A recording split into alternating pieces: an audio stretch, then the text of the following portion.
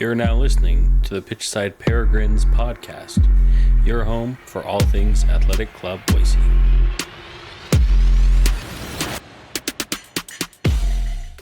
All right, everybody. Before we get into today's episode, quick shout out to KJO Insurance, the first sponsor of the Pitchside Peregrines podcast. Look, insurance premiums suck, but your coverage doesn't have to. They know Idaho and the Pacific Northwest, and they'll actually find you a deal that makes sense. DM them on Instagram at KJO Insurance with Pitchside, or call 208-883-4800 and tell them Kyle and Elias sent you. All right, let's talk some AC Boise. Hello, everybody. Welcome to a really short episode of the Pitchside Peregrines podcast. I am coming to you before this weekend's game against the Chattanooga Red Wolves. We just got, we finished this last weekend with a draw against One Knox. Really interesting game. Elias and I are going to do a review of that game along with a review of the game against Chattanooga. So, we're going to wait another away game in Tennessee this last week. So a lot of travel for the boys this week. Would have been nice if they would have been able to stay, I guess, there in Tennessee. I know that's a lot of costs associated with that, but who knows if, it might have offset the cost of the flights going back and forth all the way across the country. And, Jonathan might have been able to stay home. Who knows? He could have stayed with his family. So we are expecting a good turnout by the Ricketts family. It might be our understanding that there's going to be a fair amount of them there, of Jonathan Ricketts' family and friends, which would be great to kind of add to the contingency of AC Boise fans in Tennessee. I know we had one fan I saw kind of sharing stuff with the River Guard that there was at least one person there in Knoxville watching the AC Boise game as an AC Boise fan. Again, we did draw against One Knoxville. That's a good draw, and in my opinion, that's a team who's in the top four spots in the standings. Not only the standard standings as they sit, where they come in fourth with a decent little run of draws, taking 6 points from their previous 15 available, which isn't great. But again, they're not losing. But again, this is a 2-2 draw, and Elias will go over that. We'll go over that after the Chattanooga game.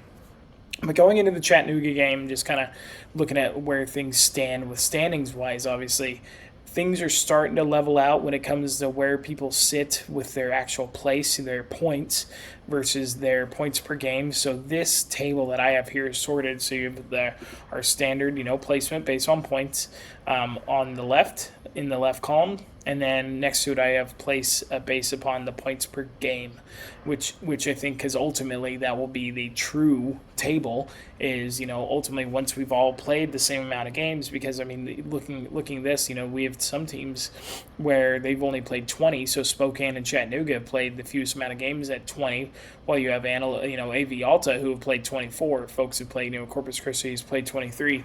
So in the points per game category, we are sitting in 7th currently, right there. We're a little bit ahead of Fort Wayne. We're starting to lose. There's starting to be a bit of a gap between those at 1.3. So Corpus Christi and AV Alta and Fort Wayne. But right now that this would be, and it doesn't change. It doesn't change. I think Fort Wayne would be. So if we look at what the only difference essentially between who would be in the top 8 and the playoff positions would be that AV Alta falls out and Fort Wayne would step in that they have only played 20 games on 27 points. But we are starting to see a little bit of a gap between the playoff teams sitting at 1.4. They are in 8th place when it comes to points per game, and then the 1.3s. So we're starting to see a little bit of a gap there. It'd be nice if we could start to creep up into the 1.8s, just to, again, get a little bit of a cushion. Absolutely. So a win against Chattanooga would be really important in order to help us, start to increase that gap between us and the non-playoff teams, and hopefully creep into a home playoff game, given that, I guess on the surface level, we don't think AC Boise is that good of an away team, but it actually, I think we're a little bit better than we think. If we look at the actual standings here, if we go to the away form, we're a top 6 away team, I don't think there's really any team that is phenomenal away except for Knoxville. Union Omaha is a little funny given that they have six wins and 6 losses and no draws away from home. That's kind of an interesting statistic there. But we are a top half. Not only are we a top half team, but we're a playoff team away from home, and then at home, obviously we do well. We obviously do better at home than we do on the road, but we're still not a home playoff team. But again, we do sit 6th currently in the standings, but in a point per game basis, we are in 7th. But it would be nice to see us start to creep up in the 1.7, 1.8 category and move into a home playoff.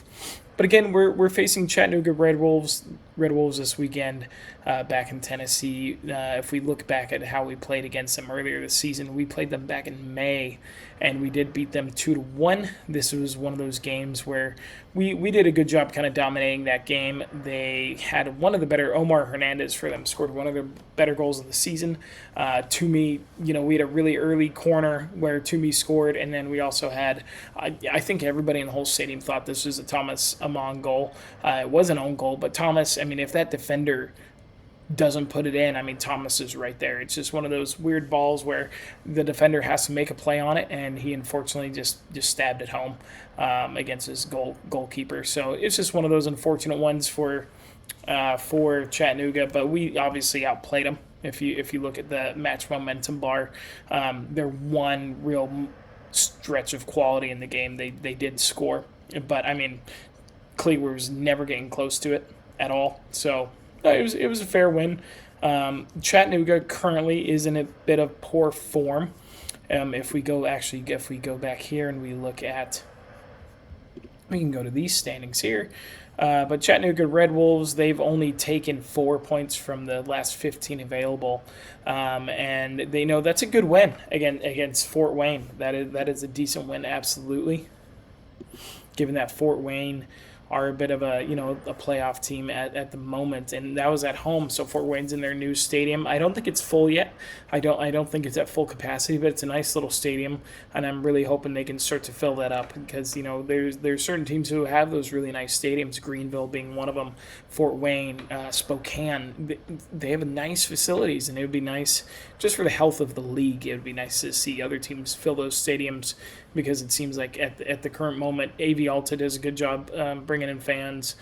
Portland, us, but true good attendance is hard to come by in this league, unfortunately.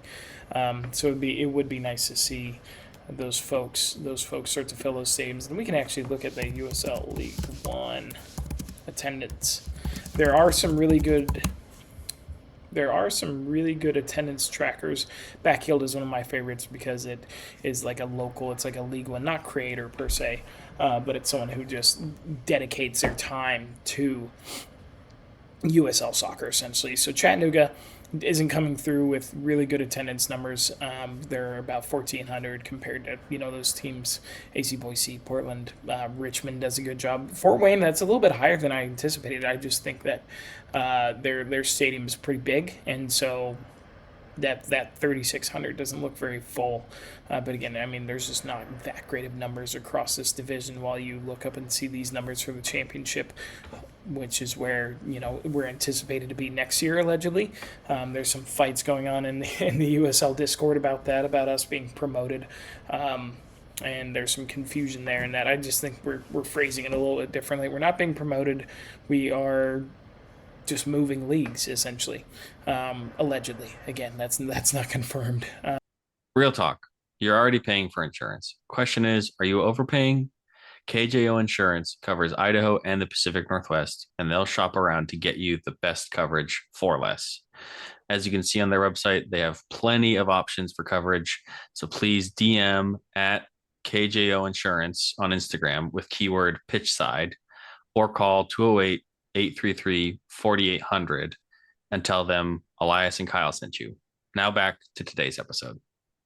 See, they're in a bit of a mixed form at the moment.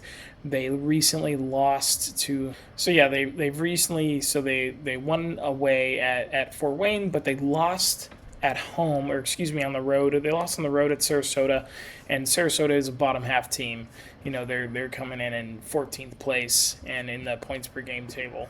Yeah, they're in 14th there as well with 1 point per game. So yeah, they're not a team in good form, but again, neither is Chattanooga.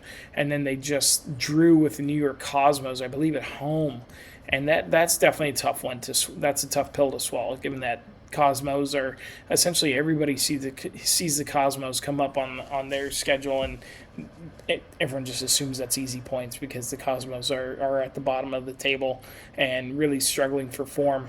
So maybe we're playing Chattanooga away at a good time where they might be a little low in confidence, but that's also, it feels like a trap game. Like this definitely, it is, but it's not, because Chattanooga is a good team. Obviously, they are currently a playoff team, just going through a bit of a rough patch, and you never want to be that rebound team. And we're coming off a decent performance against Knoxville, a frustrating performance.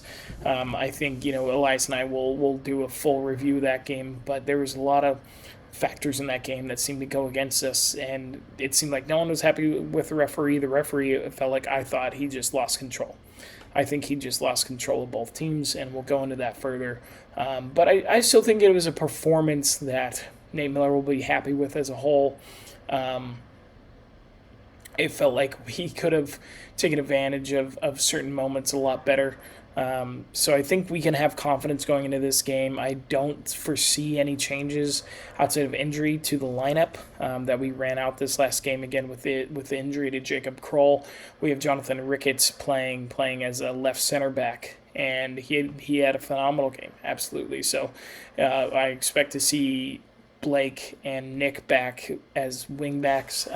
More than likely, the front three will be Jesus and Toomey and Dennis, and then Charlie and Philip and Blake and Nick, and then the back three will be Jonathan, Jake, and Josh Yarrow. So yeah, I'm not expecting too many changes to the lineup there. I think Nate Miller has definitely found whenever this is again a barring Jacob Kroll, this is the strongest 11 we have, in my personal opinion. And again, that's not, I don't think, speaking ill of any of the other players that we have on the bench, because there are certain players who they're going to come off the bench every single game. Players like Thomas and players like Dominic Gasso, who they've done nothing to lose their spot in the starting lineup. But we are definitely blessed to have a lot of talent in certain positions. So again, important game coming up, because gosh, it feels like this season has just absolutely flown by. It is crazy. We only have, how many games do we have left? We have 10 games left.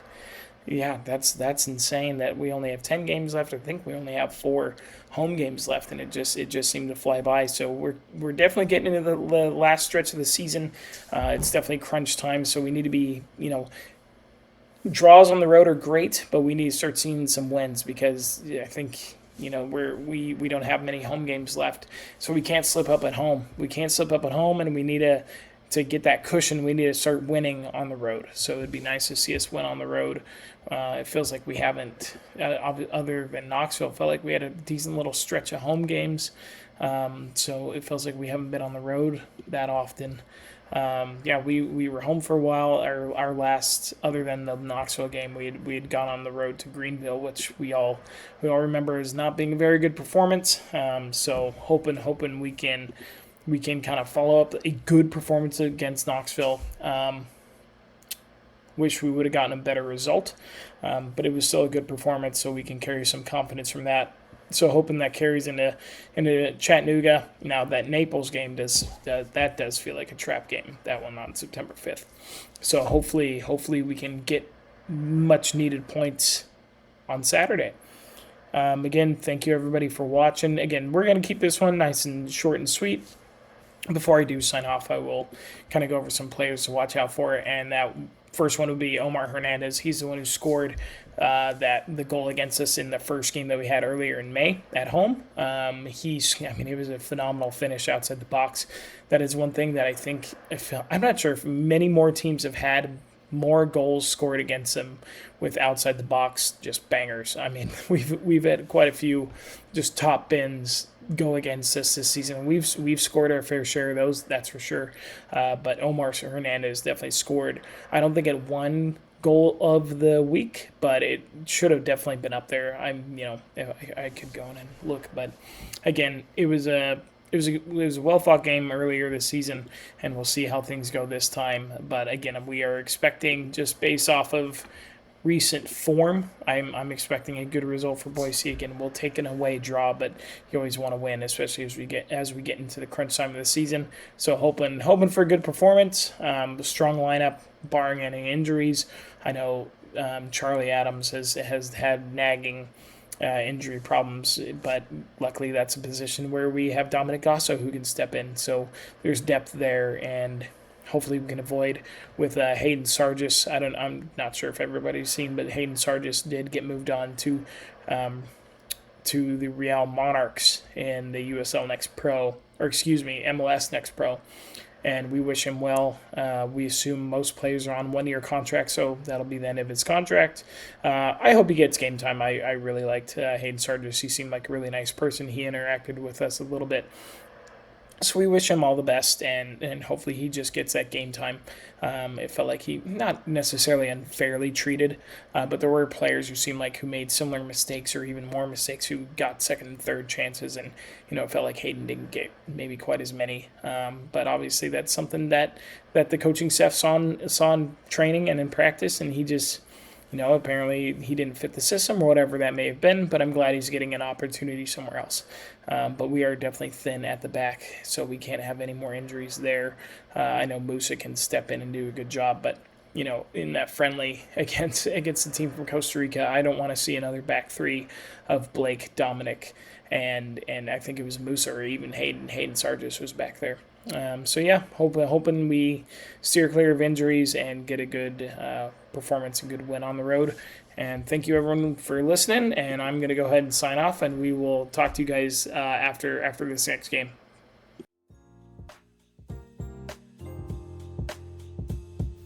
That's all for today's episode. If you enjoy the show, make sure to like, comment, share with a friend, and make sure you're following the show wherever you listen.